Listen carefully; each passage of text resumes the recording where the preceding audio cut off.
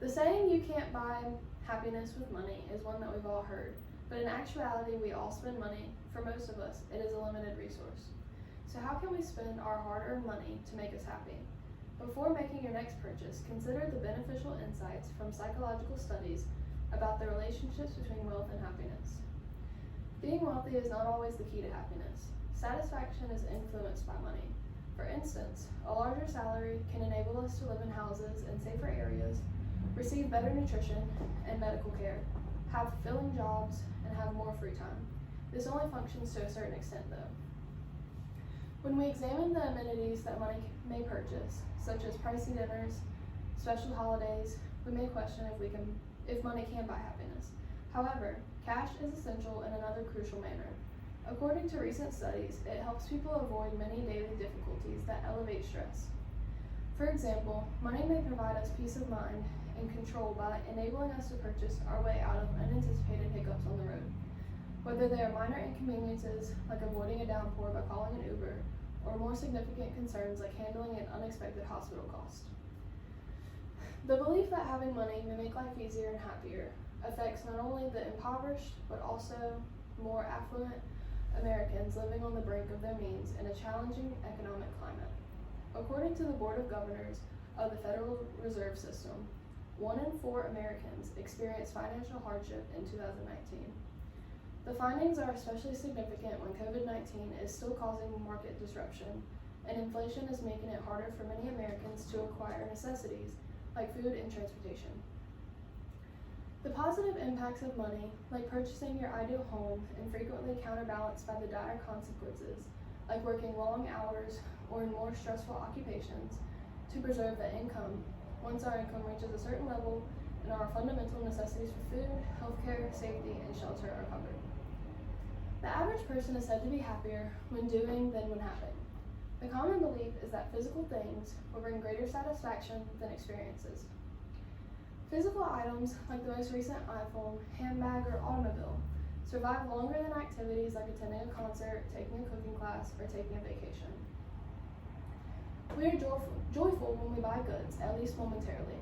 However, with time, we become accustomed to new things. Although they may not have first made us optimistic and enthusiastic, they gradually become the new normal and disappear into the background. However, the joy that comes from spending money on activities tends to grow over time. We frequently share our experimental purchases with others, which is one factor. Most people believe that investing in themselves would result in greater happiness than investing in others. However, when researchers measure people's happiness before and after they spend their annual bonus, people report being happier when they give the bonus money to charity or spend it on others rather than themselves. Regardless of the size of the prize, this happens. This phenomenon is brought on in part by the fact that helping others makes us feel good about ourselves. Therefore, consider whether this purchase will make you happy before taking out your wallet or clicking to a place an order online. Think again if it will put your fundamental requirements in danger. If you have any extra cash, consider booking a trip or enrolling in a class to learn a new skill. Remember that spending money on others or making charitable donations may make you feel better than spending it on yourself during this season of giving. So the question is, can money buy happiness? The answer is yes for a majority of Americans. In a joint study, Daniel Kahneman and Matthew Killingsworth, 2 eminent researchers, challenged the conventional wisdom that people are generally happy as their income increases, with their happiness leveling out when their income reaches $75,000, and came to this conclusion. Their findings were published this month in the Proceedings of the National Academy of Sciences. In 2010, Nobel Prize-winning economist and psychologist Daniel Kahneman first proposed this threshold in a study that found emotional well-being also rises with log income, but there is no further progress beyond an annual income of $75,000. However, in 2021, Killingsworth, a senior scholar and happiness researcher at the University of Pennsylvania's Wharton School, discovered that experienced well-being can continue to increase with wealth and beyond $200,000. According to Kahneman and Killingsworth, their most recent study was an adversarial collaboration in which they competed for their hypothesis with the aid of an arbitrator. The most recent study, they claimed, took inflation into account. 33,391 adults between the ages of 18 and 65 who reside in the United States are employed and have a household income of at least $10,000 per year were polled for the study by Knieman and Killingsworth. Participants were asked to report on their statements using a smartphone app created by Killingsworth called Track Your Happiness at random times throughout the day to gauge their level of happiness. According to Killingsworth in an email, the information was obtained by repeatedly pinging people at randomly timed moments during the daily life and asking about their happiness at that moment in real time. On a scale from very bad to very good, he said they were explicitly asked, "How do you feel right now?" The investigation came on two important conclusions.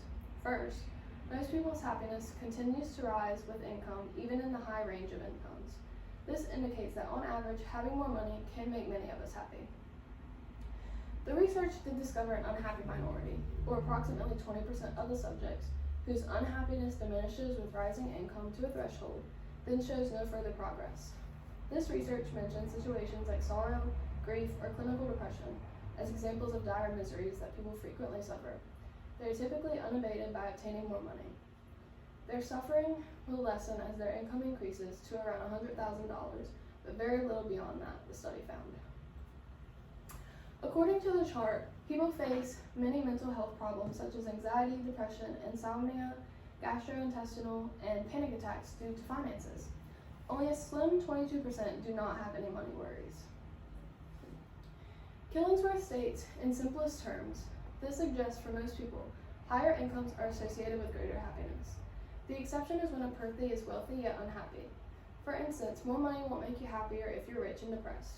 For everyone else, having more money was related to being more comfortable in varied degrees. According to the study, there are degrees of happiness and frequently a ceiling for happiness. Even though happy people are not all equally happy, and that happiness is a scale that many people use that changes every day. The study also discovered that depending on wealth, money might have varying effects on satisfaction. Unhappy people gain more from increased income than happier people do. In other words, in that range of payment, the bottom of the happiness distribution climbs considerably more quickly than this top.